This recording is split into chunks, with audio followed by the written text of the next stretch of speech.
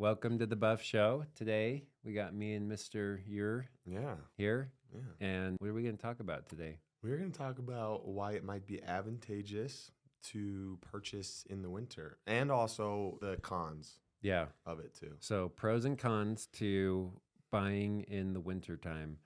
This is always like one of my favorite times. One, it gives you a deadline. We didn't really talk about this before, but I always like having goals, and there's always a clear deadline like, oh, I'm going to try and get something before the end of the year. Gives you a clear deadline to make that happen by. Mm-hmm. I have a few buyers that I'm like, hey, now's a good time to start looking into buying a house because let's give them the top 3 reasons why. Yeah. What's the first one? Yeah, so I think first on our list, we've got... Motivated sellers.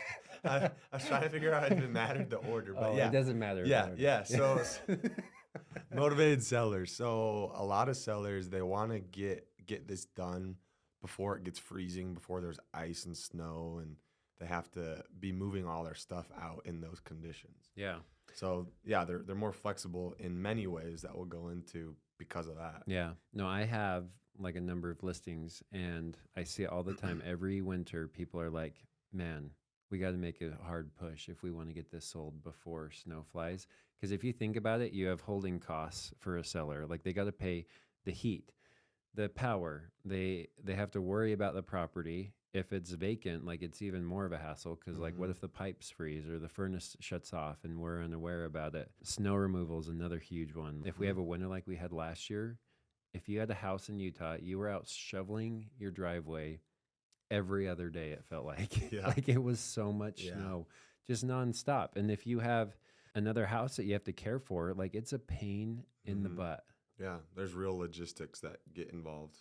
Yeah. And if like we had one of my listings, it sat vacant over the winter, it got snowed in. They just said, screw it, we can't get to it. Keep up with it, yeah. And it ended up having some water issues because water, as the snow started melting, there was so much buildup that it got in under the front porch cap and sneaked in and flooded part of the basement. So it's a real concern. So you have these sellers that are motivated. They're just like, not everyone, because if they're living there and they're like, we can sell now or we can wait till spring, we'll probably get more money in the spring. Like that's not your ideal seller. But if it's vacant, they're going to want it gone. Yeah. Like period. Nobody's going to want to hang on to that over the wintertime. So you can get a discount on sometimes, like you just said, you can get a discount on the price with the right seller. But then additionally, there is just less inventory on the market during the winter. Yeah. So what that means is as a buyer, a lot of times with these motivated sellers, you can have more flexible dates with them.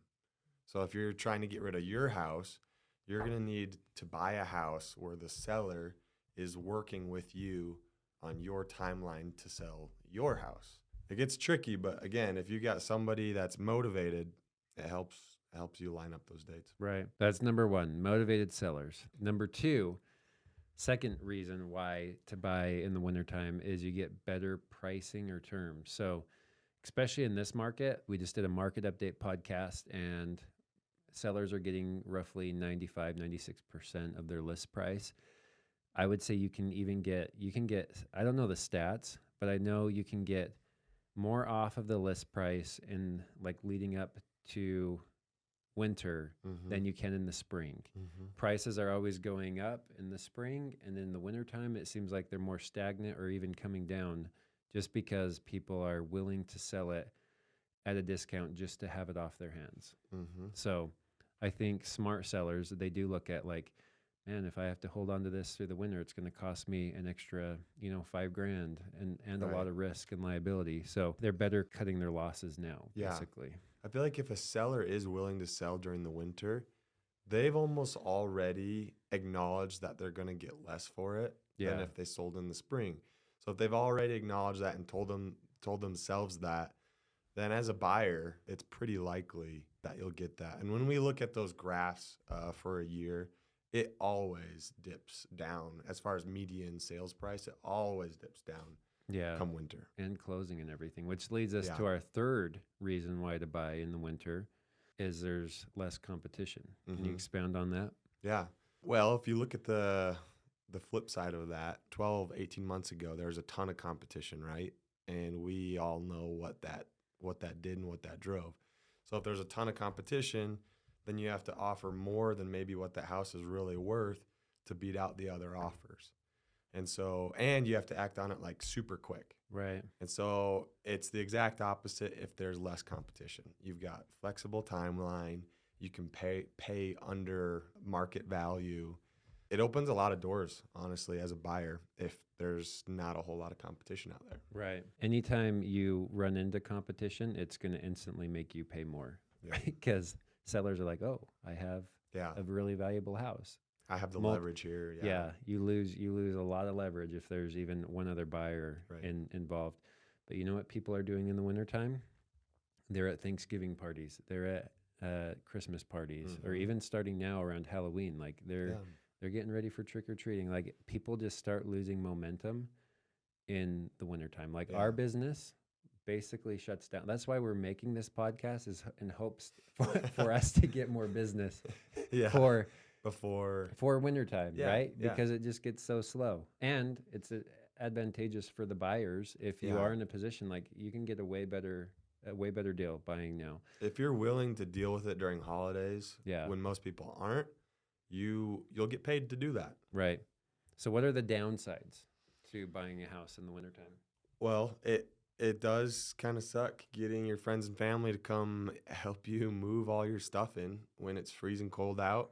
Oh, it's the worst. It's like carrying stuff on like ice and snow. You got numb hands and it's not fun. No, but it is nice, like getting into a place and celebrating Christmas there. Like that's a big thing. You make your first big memory like right away. Right. Yeah. That is a huge motivating factor for some people. Like, oh, we want to be in the house before Christmas or Thanksgiving so we can make those memories there. Yeah. Another downside I would say is when you're doing your inspections, if there's snow on the roof, the inspectors can't inspect the roof, but they can get in the attic. So you can still see if there's been like previous water damage and stuff, but they can't like physically inspect the shingles and all the concrete. Yeah, concrete. I don't know if that's where you're going. I was thinking about the roof. Oh, still the roof? Yeah, still the roof. Like the flashing, the soffits, and, the chimneys. Yeah.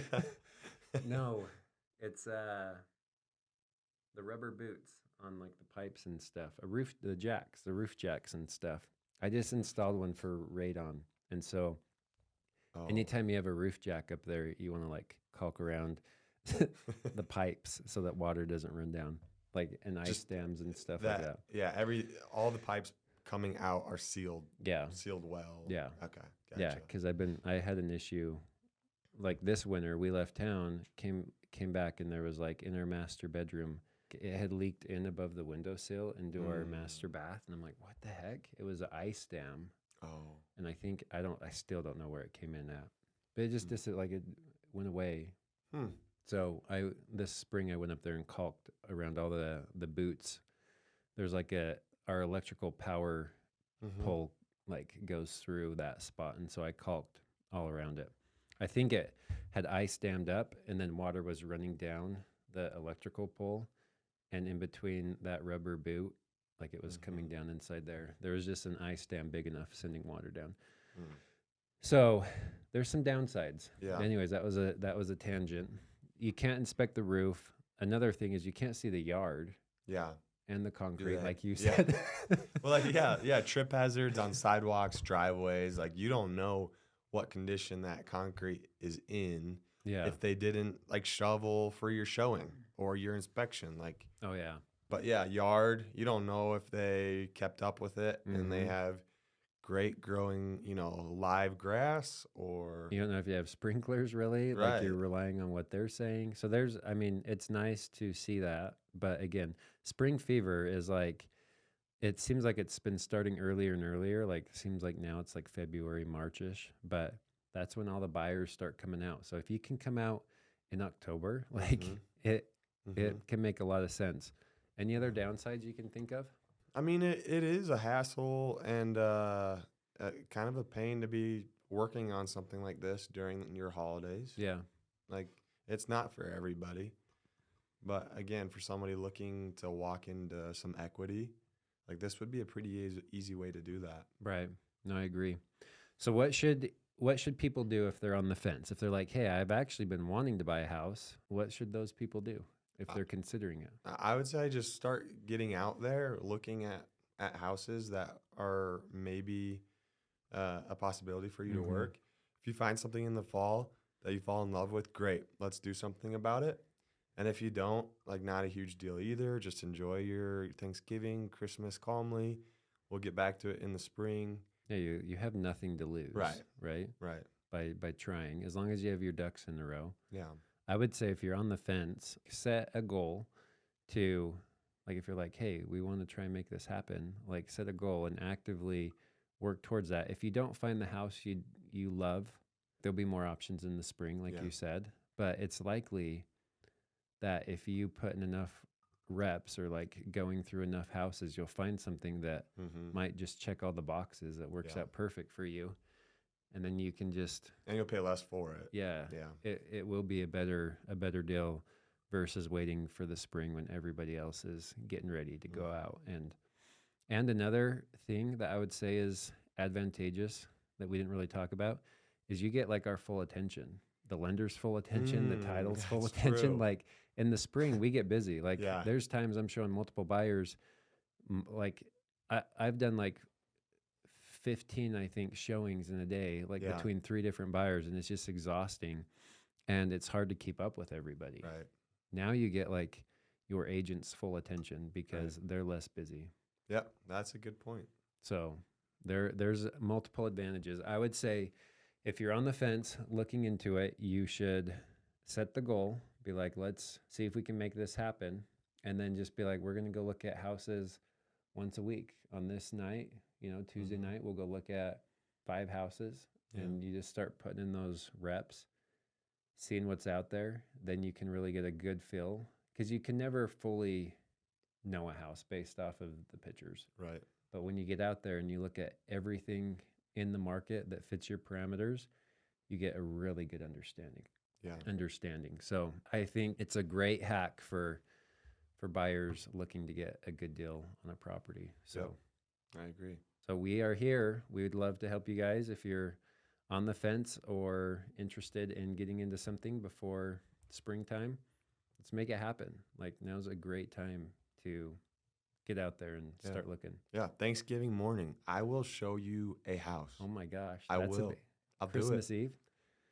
Probably not, to be honest. Austin's off on Christmas Eve. I'm off. Thanksgiving morning, he's available. though. Yeah. So You heard it here. you guys hit him up. He's ready to get you guys into a house. Me too. So awesome. Till Thanks, next guys. time.